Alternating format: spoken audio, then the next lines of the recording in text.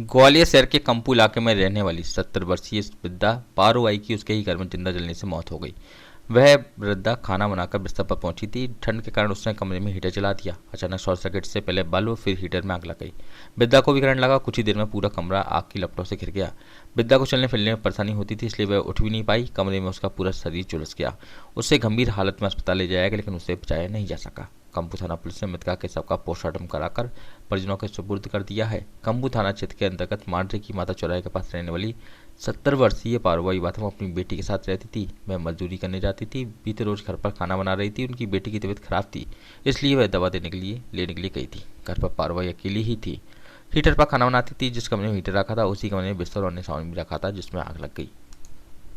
Sir, एक महिला जली थी, उसकी मृत्यु हुई कंपू थाना अंतर्गत। किस तरीके जली थी? कंबू थाना अंतर्गत एक महिला हमको क्षेत्र में एक महिला हीटर का जो करंट है उसको लगने से खाना बनाने के दौरान उसका करंट लगने से झुलस गई थी और आग भी उसको लग गई थी। काफ़ी ज़्यादा झुलस गई थी। ऐसी स्थिति में इलाज के दौरान उसकी लगभग 6 घंटे बाद उसकी मृत्यु हो गई थी और हमने मर कायम करके उसको विवेचना में ले लिया। करंट हीटर से लगा था, किसकी आग लगी? करंट हीटर से लगा था, उसके बाद आग लग गई थी।